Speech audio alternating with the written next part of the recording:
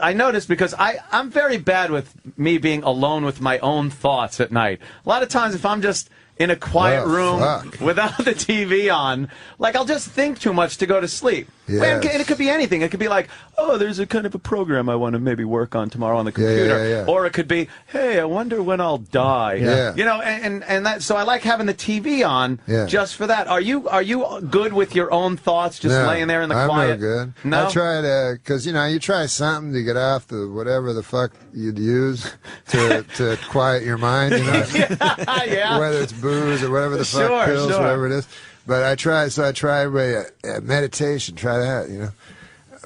To me, it worked the opposite. Like I'm sitting in a room of people, they go, just close your eyes. They go, thoughts will happen. No fucking kidding. Racing, hellish thoughts, you know? And then the guy's like, just let them go. I'm like, ah. And then you open your eyes, you look at some other fuckers right beside you. And I tried it 3 times. I could never get to any place of quiet. No, I need a lot of distractions. And I could still operate and work. Like I could make myself, you know, go to sleep. Or if I'm working on a computer or something, I'm good with the TV on or something like that. But I need this constant little distraction, because if you're just left alone to your own devices, your thoughts will turn horrid. I stumped a fucking psychiatrist once. I said to the guy, because I was fucking gambling all the time, shit, right? I had a gambling addiction. I'm over it now, but shit. But he said... I bet you're not. That's a good one. He almost lost everything. Oh, shit. You haven't met Chip. Yes, Chipperson is very funny.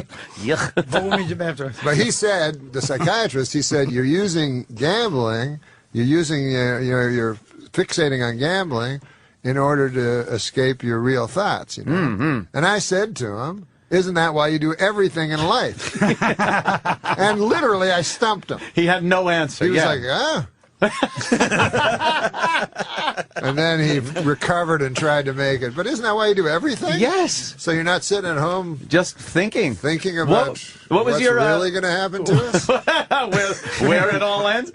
As I was writing this book over the past year and a half, I began noticing that some of the events and themes described within, loved ones becoming ill, and how comedy gets us through our pain, which is kind of a theme of the book, were coming true yet again. How crazy that I was basically living out many of my tragic moments from the book once more as I was writing it. I find it ironic, yet also sweetly poignant, that life goes in cycles. As the book went to press, I lost my loving mother at the age of 89, a beloved wife, mother, grandmother, aunt, and friend. She touched countless lives through the generations and will always be remembered. This is for you, Mom. Dolly Saget, 1925 to 2014.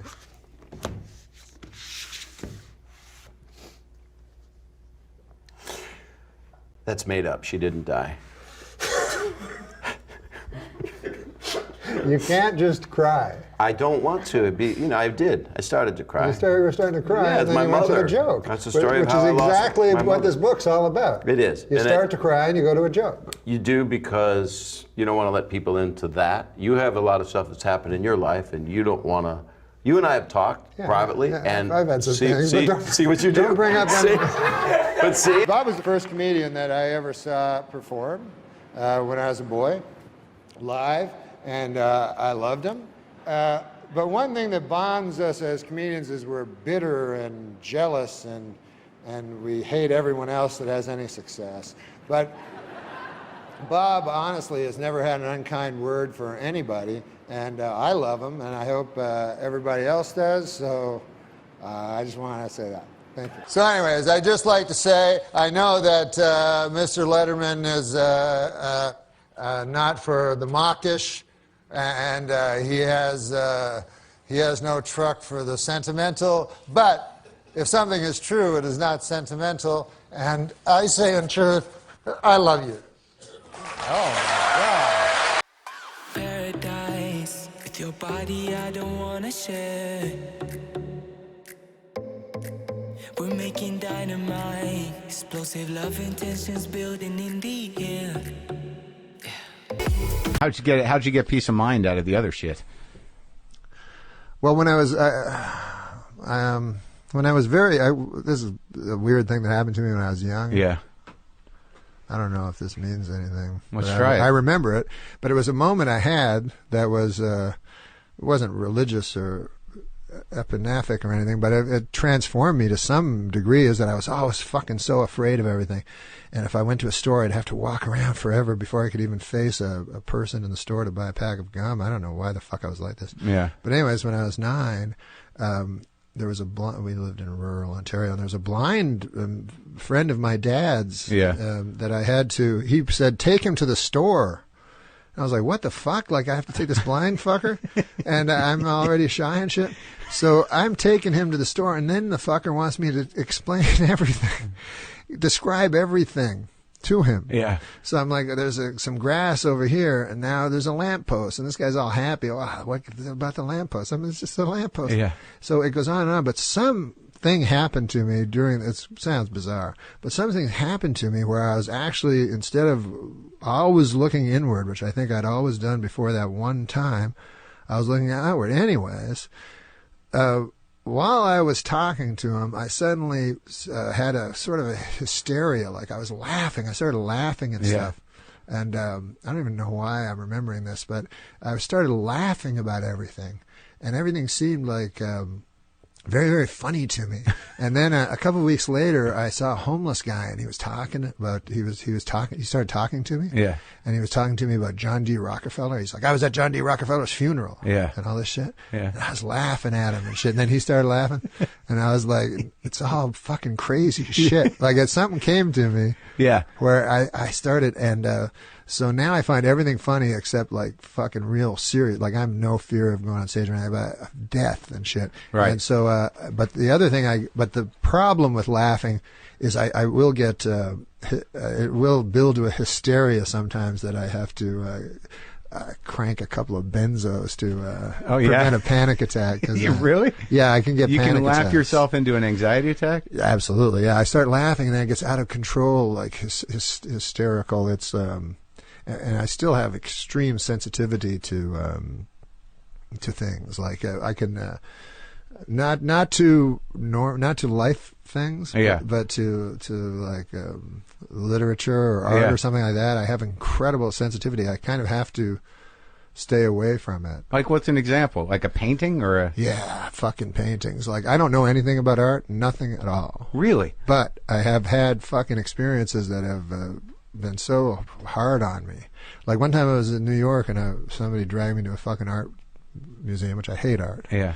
And I was looking at this picture, this girl, and I was like falling in love with her. She was so fucking beautiful, this fucking girl in this fucking picture. Yeah. And then a guide was telling me the fucking thing was written, drawn in the 16th century. Obviously, this lady was dead, long dead. And here I am fucking in love with her. Yeah. And so I'm like, fuck it. I was like so hard on me for so many days. So I try not to. It sounds crazy, right? Not really. But I can be very... it sounds like that's a very good painting. It was an incredible painting. But like, it would make me cry. I didn't cry at my dad's funeral, though. Like, real life stuff seems so prosaic to me that it never really touches me much. So you have a sensitivity towards... Well, I mean, that's what art's supposed to do on some level. I guess for people like me that can't access feelings or something, it gets me. Well, yeah, I mean, I get that with I can get that with television commercials sometimes if I'm not protecting myself. Oh, you mean like where they really can manipulate? Well, yeah, you. You jerk me around, but like I remember there was I can be manipulated without and know I'm being manipulated. Yeah. Like some movies, I'll just let it go. Yeah, I know. But like, if my girlfriend's afraid of something or needs some help, I'm like, I don't know what to. This is crazy. I mean, maybe you should call a friend. I can't. Maybe it's because we live in fantasy lives or something. I guess. I remember a kid when I was in grade school, we read Old Yeller. And the dog gets, then they got to put the dog down, right? That's a motherfucker. Yeah, and this kid, Jeff, was just like, sobbing uncontrollably as he read out loud. And they had to take him to the nurse because he couldn't pull it together. Oh, my God. So that's... they call it Stendhal syndrome. So is there a name for it? Well, there was this guy, Augustine Stendhal or something, some 16th century guy, but he had an art museum that was so beautiful. I don't know if it's anecdotal, but he was at an art museum where people would come in and have nervous breakdowns from the beauty of the art. But that can go either way with you. It can be laughter or sadness. Yeah, it's mostly laughter. The sadness doesn't throw me into anxiety. The laughter. What's the feeling though? Like at a joke, or you're with friends or something, and you can't get it out of your head how funny it is, and then you get anxious because you can't stop laughing. I guess it's that. Like I laugh a lot. Like that's fucking great as a comic. Yeah, that's a gift. I tell you, I've never trusted people that don't laugh. Like I've worked on shows and shit sitcoms and stuff like that, where the motherfucker doesn't laugh. Yeah. He's the head writer. Yeah. I'm like, you're not laughing at nothing? Yeah. And I don't it's know. all math to him. Yeah, it's math. It's like haiku or some shit. And like but the best guys I've met are the guys that are able to laugh and fucking,